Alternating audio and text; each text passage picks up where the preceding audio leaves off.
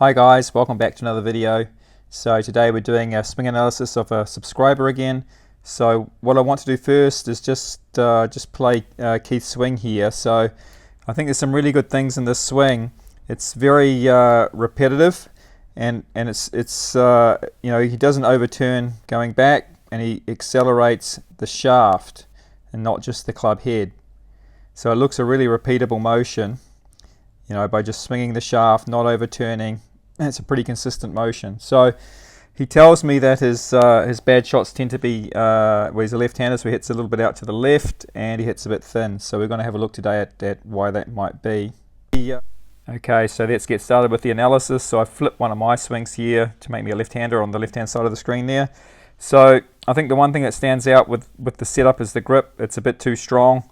So there's too much cupping here in this wrist here, in the right wrist there. The back of my right hand here will point more towards the target that way, and more in a neutral position. So when we get that strong grip, that'll always tend to close the club face on the backswing. So we need to look at why that grip is so strong, and I think it's got a little bit to do with the setup.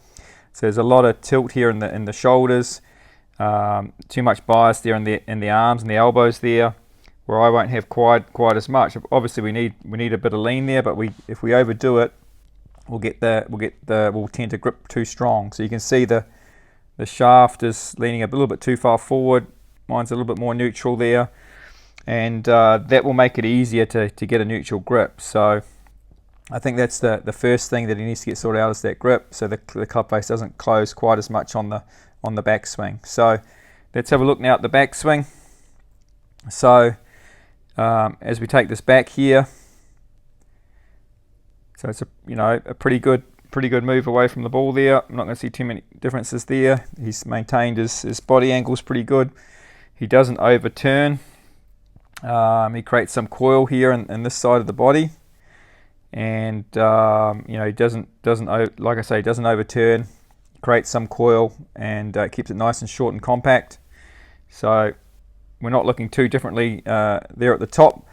Obviously my arm swing's a little bit longer, but the main difference here is the club face. So you can see his club face is pointing back, okay, pointing back this way, and mine is more pointing towards the camera and more in a neutral position. So it's that closed club face that causes him to actually hit a lot of those thin shots. So basically, normally you'd expect, as a left-hander with a closed club face, that the ball will start to the right. But you know, the subconscious will fight to make sure that doesn't happen. And what tends to happen here on the downswing is there's a lot of slide in the lower body. So there's a lot of slide to try and avoid hitting too far to the right. So if we get into this position here, you can see his legs are just a little bit more this way, and mine have stayed a little bit quieter that way.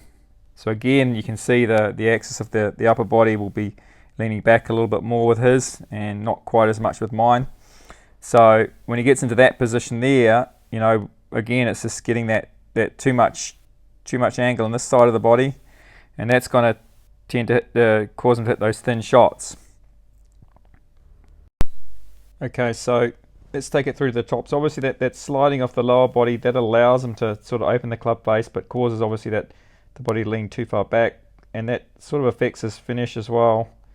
And that's a very upright finish. You can see my club will start to look a bit more horizontal, will tend to wrap around behind me a little bit more. So it's really the sliding of the body that allows to open the club face, causes the body the upper body to tilt back, and that's where a lot of his thin shots are coming from. So we'll have a look now at the back angle. It gives a better idea of what happens with his club face. Sliding off the. So now from the back angle, we can see how because of his strong grip, his trail wrist there will hinge back on itself, and the club face closes. Now there's also a little bit of rolling of the forearms in that first move. So if we compare it to my one there, you can see how there's a bigger window here between his arms, and my forearms are a little bit closer together there. So that'll be a good thing for him to work on once he gets that more neutral arm position and grip at setup. He could just work on keeping those forearms nice and close together on that first move to keep the club a bit more in front of him.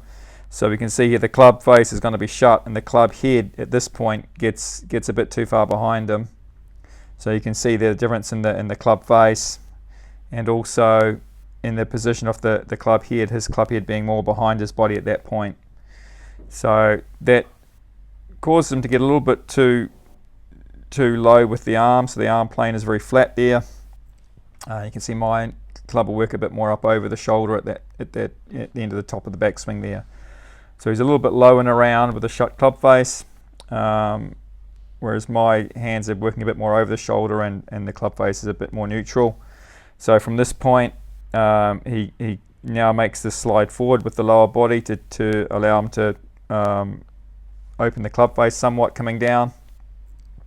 So the shaft doesn't look too bad there at that point, but the club face is still slightly closed. It'll continue to open here as he goes through the ball. Okay, so the sliding of the body will tend to open his club face up, but like we said, the upper body tends to tilt back a bit, and that's causing him to hit those thin shots and sometimes out to the left. It's a little bit of a power leak as well.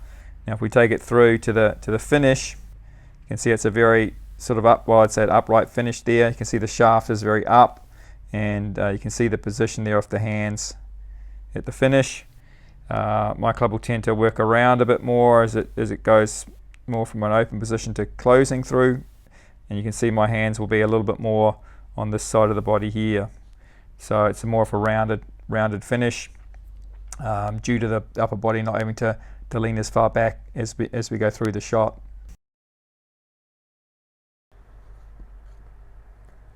Okay guys, so the fix is to get away from having his lead arm so dominant and straight. Both arms should be tucked like I'm doing there, so both arms slightly bent, elbows and shoulders a bit more level, and just bump across with the hips just slightly, and then you've got your shape right. And then of course I need to work on wrapping the arms, so that means having the elbows and the forearms sort of close together in that first move, so there's no gap in there, and that'll keep the club a bit more in front of him, and then he can lift it up from there. And then obviously if we can get that set up and that backswing right, then he won't have to do this move, okay, that big slide across to try and open the club up coming down. That causes his thin shots and out to the left. You can sort of just bump across, drop the club this way. You can see this is not a bigger move as this one here. Okay, that gives him this high finish, and he can just bump across here, let the club drop, okay, and that'll give him a more rounded finish.